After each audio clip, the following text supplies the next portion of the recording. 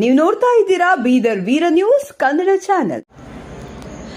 ಚಿಟಗುಪ್ಪ ಜನರ ಸಮಸ್ಯೆ ಆಲಿಸುವಲ್ಲಿ ಭಗವಂತ ಕೂಬ ವಿಫಲರಾಗಿದ್ದಾರೆ. ಸಾಗರ್ ಖಂಡ್ರೆ ತಾಲೂಕಿನ ಮೀನಕೇರ, ಚಾಂಗಲೇರ, ಮುತ್ತಂಗಿ, ನಿರ್ಣಾ ಗ್ರಾಮಗಳು ಸೇರಿದಂತೆ ಇತರೆ ಗ್ರಾಮಗಳಲ್ಲಿ ಬೀದರ್ ಲೋಕಸಭಾ ಕ್ಷೇತ್ರದ ಕಾಂಗ್ರೆಸ್ ಅಭ್ಯರ್ಥಿ ಸಾಗರ್ ಖಂಡ್ರೆ ಗುರುವಾರ ಮತಯಾಚನೆ ಮಾಡಿದರು. ಚಾಂಗಲೇರ, ಮುತ್ತಂಗಿ, ನಿರ್ಣಾ ಸೇರಿದಂತೆ ವಿವಿಧ ಗ್ರಾಮಗಳಿಗೆ ತೆರಳಿ ಕ್ಷೇತ್ರದ ಅಭಿವೃದ್ಧಿಗಾಗಿ ಒಮ್ಮೆ ಅವಕಾಶ ನೀಡಿ ಎಂದು ಕೇಳಿಕೊಂಡರು. ಬಳಿಕ ಮಾತನಾಡಿದ ಅವರು 2 ಸಲ ಬೇರೆಯವರ ಹೆಸರಿನಲ್ಲಿ ಗೆದ್ದು ಬಂದಿದ್ದೇನೆ. ಈ ಬಾರಿಯೂ ಅದೇ ನಾಮಬಲದಿಂದ ಗೆದ್ದು ಬರುವೆ. ಜನರಿಗೆ ಭೇಟಿಯಾಗುವ ಅವಶ್ಯಕತೆ ಇಲ್ಲ, ಕೆಲಸ ಮಾಡುವ ಅವಶ್ಯಕತೆ ಇಲ್ಲ ಎಂದು ಕೂಬಾ ವಾದಿಸಿದ್ದಾರೆ. ಜನರ ಸಮಸ್ಯೆ ಆಲಿಸುವಲ್ಲಿ ಕೇಂದ್ರ ಸಚಿವ ಭಗವಂತ ಕೂಬಾ ವಿಫಲರಾಗಿದ್ದಾರೆ. 2 ಸಲ ಮೋದಿ ನಾಮಬಲದಿಂದ ಗೆಲುವು ಸಾಧಿಸಿದ್ರು. ಕೂಬಾ ಜನರಿಗೆ ಸ್ಪಂದಿಸಲಿಲ್ಲ. ಈ ಬಾರಿಯೂ ಜನರಿಗೆ ಭೇಟಿ ಮಾಡುವ ಅವಶ್ಯಕತೆ ಇಲ್ಲ, ಕೆಲಸ ಮಾಡುವ ಅವಶ್ಯಕತೆ ಇಲ್ಲ. ಪ್ರಧಾನಿ ಮೋದಿ ಹೆಸರಿನ ಮೇಲೆ ಮತ್ತೆ ಗೆಲುವು ಸಾಧಿಸುತ್ತೇನೆಂದು ಕನಸು ಕಾಣ್ತಿದ್ದಾರೆ ಎಂದು ಕಾಂಗ್ರೆಸ್ ಅಭ್ಯರ್ಥಿ ಸಾಗರ್ ಖಂಡ್ರೆ ತಿಳಿಸಿದರು. ಪ್ರಧಾನಮಂತ್ರಿ ಫಸಲ್ ಬಿಮಾ ಯೋಜನೆಯಡಿ ಜಿಲ್ಲೆ ರೈತರು 15 ಕೋಟಿ ರೂಪಾಯಿ ಪ್ರೀಮಿಯಂ ಹಣ ಕಟ್ಟಿದ್ದಾರೆ. ಆದರೆ ಬೆಳೆ ಹಾನಿಯಾದ ರೈತರಿಗೆ 80 ಲಕ್ಷ ಹಣ ಮಾತ್ರ ಬಂದಿದೆ. ಇನ್ನುಳಿದ ಹಣ ಎಲ್ಲಿ ಹೋಗಿದೆ? ನಾನು ನಿಮ್ಮ ಸೇವೆ ಮಾಡಲು ದಿನದ 24 ಗಂಟೆಯೂ ಸಿದ್ಧನಿದ್ದೇನೆ. ನನಗೆ ಒಂದು ಬಾರಿ ನಿಮ್ಮ ಸೇವೆ ಮಾಡಲು ಅವಕಾಶ ನೀಡಿ ಎಂದರು. ಮಾಜಿ ಶಾಸಕ ಅಶೋಕ್ ಖೇಣಿ ಮಾತನಾಡಿ, ಕಾಂಗ್ರೆಸ್ ಪಕ್ಷ ಹಿಂದುಳಿದ ಬಡವರ ಪರವಾದ ಪಕ್ಷ. ಸಾಗರ್ ಖಂಡ್ರೆ ಕ್ರಿಯಾಶೀಲ ವ್ಯಕ್ತಿಯಾಗಿ ಸಮಯ ವ್ಯರ್ಥ ಮಾಡದಂತೆ ತಮ್ಮ ಕೆಲಸ ಕಾರ್ಯಗಳನ್ನು ನಿರ್ವಹಿಸಿದ್ದಾರೆ. ಇವರಿಗೆ ತಮ್ಮ ಅಮೂಲ್ಯವಾದ ಮತ ನೀಡಿ ಜಯಶೀಲರನ್ನಾಗಿ ಮಾಡುವ ಮೂಲಕ ತಮ್ಮ ಸೇವೆಗೆ ಅವಕಾಶ ಕಲ್ಪಿಸಿಕೊಡಬೇಕೆಂದು ಮನವಿ ಮಾಡಿದರು.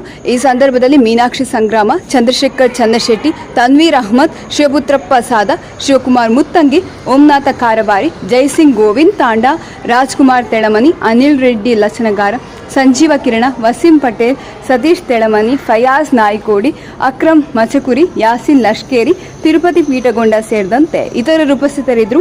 ವರದಿ ರಾಜ್ಕುಮಾರ್ ಆರ್ ಹಡಪದ, ಬೀದರ್ ವೀರ್ ನ್ಯೂಸ್, ಚಿಟಗುಪ್ಪ.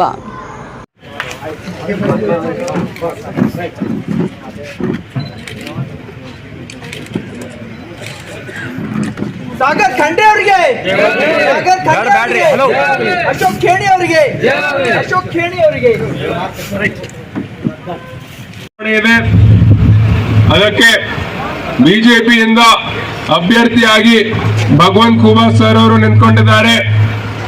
ಅದಕ್ಕೆ ನಾವೆಲ್ಲ ವಿಚಾರ ಮಾಡಬೇಕಾಗಿದೆ. ನಿಮ್ಮೆಲ್ಲರ ಆಶೀರ್ವಾದದಿಂದ ಅವ್ರು 10 ವರ್ಷ ಸಂಸದರಿದ್ರು, 5 ವರ್ಷ ಕೇಂದ್ರ ಸಚಿವರಿದ್ರು. ಈ 10 ವರ್ಷದಲ್ಲಿ ಎಷ್ಟು ಸಲ ನಿಮ್ಮ ಊರಿಗೆ ಬಂದಿದ್ದಾರೆ, ಏನೇನು ಅನುದಾನ ತಂದು ಕೊಟ್ಟಿದ್ದಾರೆ ಅಂತ ತಾವೆಲ್ಲ ವಿಚಾರ ಮಾಡಬೇಕು.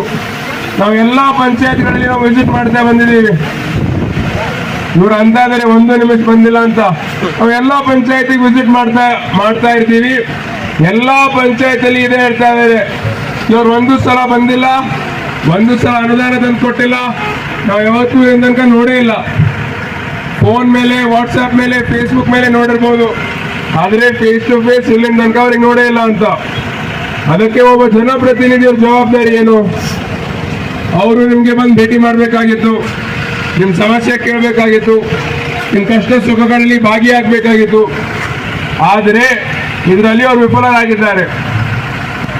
ಯಾಕಂತಂದ್ರೆ ಅವ್ರ ಮನಸ್ಸಿನಲ್ಲಿ ಏನಿದೆ, 2 ಚುನಾವಣೆ ಅಂತೂ ನಾನು ಬೇರೆ ಹೆಸರು ಮೇಲೆ ಗೆದ್ದು ಬಂದಿದ್ದೀನಿ, ನನಗೆ ಕೆಲಸ ಮಾಡೋದ ಅವಶ್ಯಕತೆ ಇಲ್ಲ, ಜನರಿಗೆ ಭೇಟಿ ಮಾಡೋದ ಅವಶ್ಯಕತೆ ಇಲ್ಲ, ಮತ್ತೆ ನನ್ನ ಮೇಲಿನ ಗಾಳಿ ಇರ್ತದ, ಬೇರೆ ಹೆಸರು ಮೇಲೆ ಗೆದ್ದು ಬರ್ತೀನಿ, ನಾನು ಯಾಕಪ್ಪ ಕೆಲಸ ಮಾಡಲಿ ಅಂತ ಅವ್ರ ಮನಸ್ಸಿನಲ್ಲ.